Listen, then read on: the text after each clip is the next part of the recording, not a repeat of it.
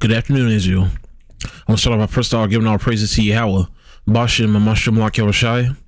Shout out to the apostles, the elders, people on the highways and byways putting this truth out here.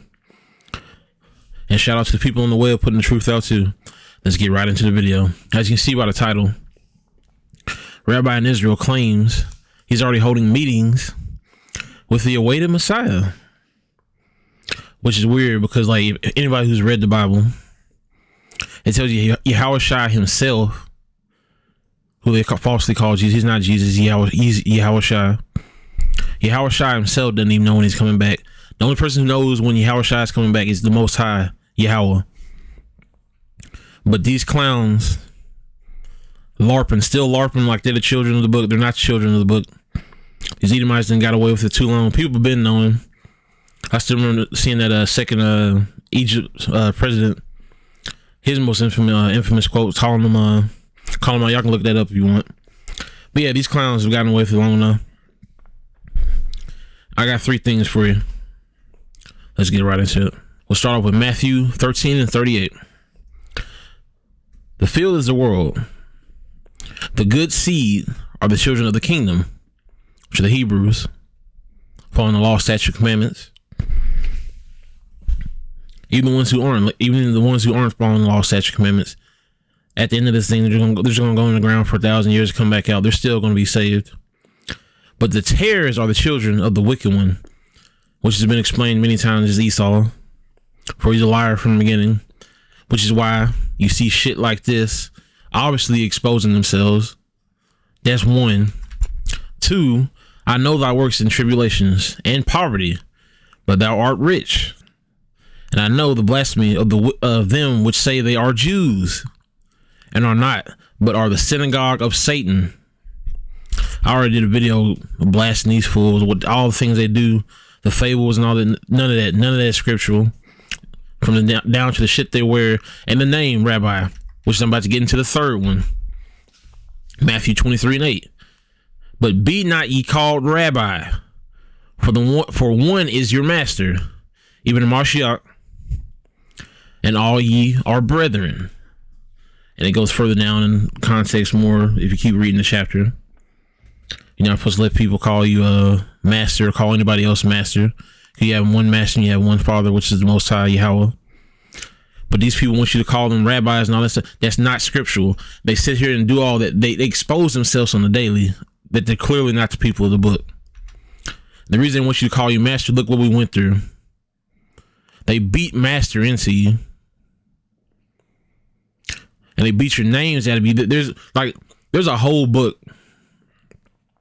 called The Jews in the Black. You got to find the oldest version. Don't find the newer version because these devils always trying to rewrite history and erase things they did in the past. The reason they tried to beat master into you, they want you to get off your scriptures because that's the only way they can control Hebrews. If they get you to sin and not follow the law, statute, commandments, that's when they have you at your weakest, which is what they've been trying to do to our people for years. But they said they're trying to tone police people, call all the black Hebrew Israelites running around. Don't let these motherfuckers call you black.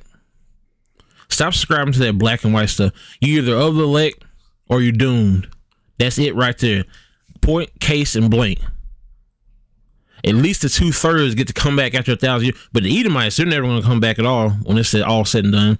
The other nations, they'll go into slavery, but at least they'll get the land back. But these devils right here, they're never coming back. And here's their part with these Amalekites. I'm not calling them Jewish. They play in slavery right here. Look at the names of their ships. Calling themselves Jews, which goes all the way back. It's right there. All the wickedness they done did. There's already been quoted they own 40% of the slaves. And here's some more from the books I was telling you to read. Blacks and Jews, Volume 1. The ships were not only owned by the Amalekites, not calling them Jews, like I said. Y'all call them that if you want. But were manned by Amalekite crews and sailed under the command of Amalekite captains. Straight from that book. You can go to this website to find more. I'd hurry too because they're shutting them down because you know how they are. They call people anti-Semitic.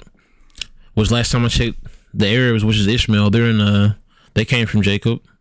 I mean, Shem came from Shem. But you don't see anybody talking about that. It's because these devils. But let's get back into it. Amalekite merchants played a major role in the slave trade. In fact, in all American colonies, whether French, British, or Dutch, Amalekite merchants frequently dominated. All right, there's some more. The Amalekites of Suriname were also foremost in the suppression of the successive Negro revolts, which you can read in certain books also right there when it describes Hamites, progenitor of the dark races, not the Negro. What do you think they mean by that? Let's get back into it. Negro revolts from 1690 to 1722. These are the matter of fact were largely directed against them as being the greatest slave holders of the region. That's where that 40% came in. And here's the last one. Besides their important position in the sugar industry, the so-called Benjamites but they were scattered abroad, so nobody knows who's who in the tribe. But the West Indies was the sugar industries. But like I was saying, and in tax farming, they dominated the slave trade. The buyers who appeared at most of the auctions were always Amalekites. If it happened that the date of such an auction fell on our holidays, dude, the auction had to be postponed. They sit here and all that, they try to everything they can to try to, oh man, we're the people of the book. No, they did stuff behind the door. They make you work on the Sabbath. All these, and they own all the companies that make you work on the Sabbath. All these people are just wicked, man. Stop calling these people the people of the book. It's been exposed at the end. And there's the Brazil right there. They go show you that people who sit there like, oh man, they're all in Africa. No. Here's an excerpt from the paper. To be sold on board the ship. I can't really read that. At best, I think that's Backseas Efin on Tuesday, because some of the words, is old English. Of the 6th of May, next to a ferry, a choice cargo of fine, healthy Hebos. That was a Freudian slip from them. Hebos. They couldn't decide whether to call Negroes. They wanted to say Hebrews, but they messed up. The dude writing it, they probably slapped him in the head when he put this out here. But they thought we were never going to be able to read this stuff. Like the things I showed you a while ago, they thought we were never going to be able to read. That's why they said all this stuff so blatantly back then. And it's now being dug up. They thought we were never going to be able to get to read any of this.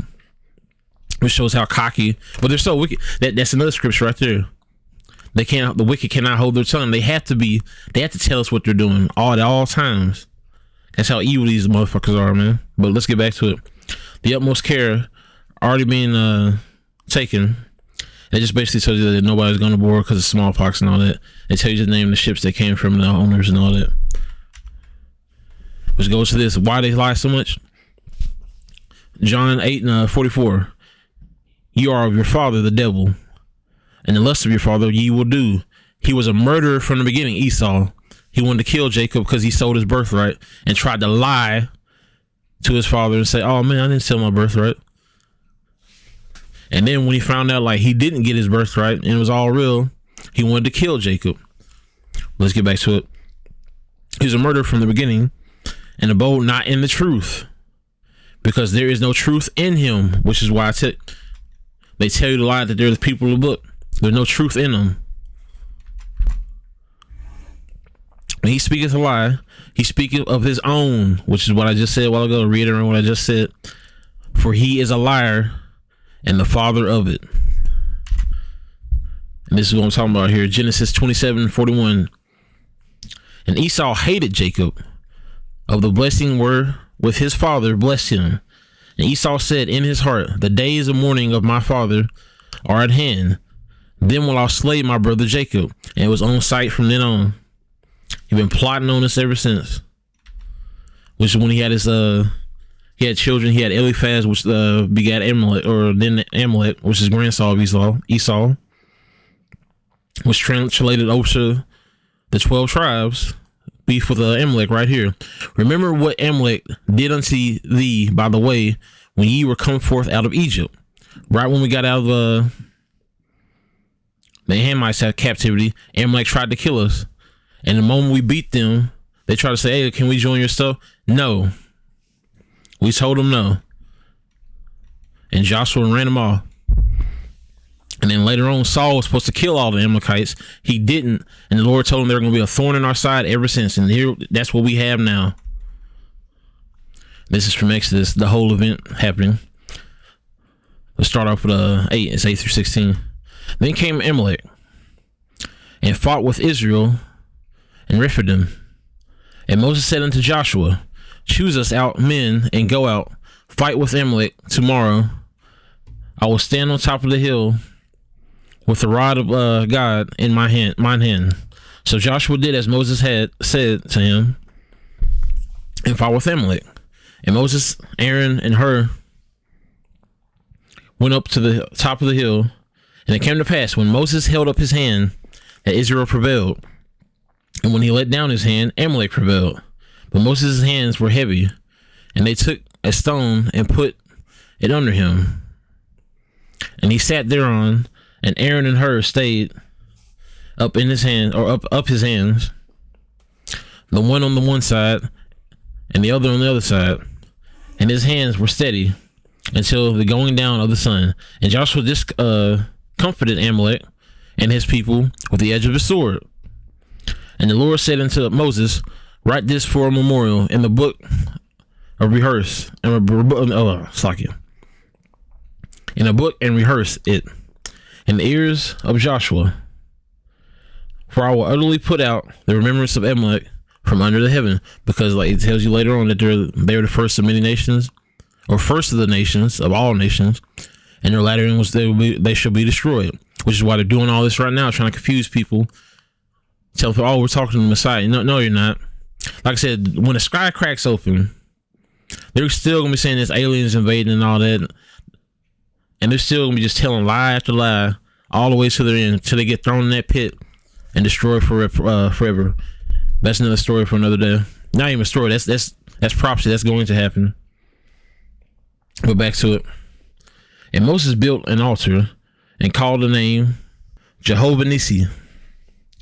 For he said, because the Lord has sworn that the Lord will have war with Amalek from generation to generation, which is like what was why right now you see people on the highways and byways speaking the truth, and they're trying to say, oh man, they're being anti-Semitic. Like I said, Ishmael came from Shem, along with Esau and Jacob. But you don't hear nobody ever saying, like when they be talking about Muslims or anything, you don't hear none of them saying, oh man, that's anti-Semitic. No, it only refers to them. Because why? Scammers. They scammed their way all the way to what they got in the land, which you're not even supposed to be. If you read the book, the children of Israel don't get their land back till Yahweh Shai comes back. And when they're in their land, the world should be at peace. Is the world at peace? No. So how are they the children of the book in their land right now? And the world's not at peace. It's a whole joke. Anybody who still believes that the Amalekites is the real people of the book, I feel sorry for you. Could never be me though. Numbers 24 and 20. And when he looked on Amalek, he took up his parable and said, which is what I just said, Amalek was the first of the nations, but his latter end shall be that he perish forever. And you look at Obadiah, which talks about Esau's destruction. And that pretty much is it. These rabbis, don't call these people rabbis. Those are not the people of the book. You guys, y'all better get into the truth. Spread the message, spread the gospel. Keep the law, statutes, commandments, keep the Sabbath. And with that, I bid you shalom.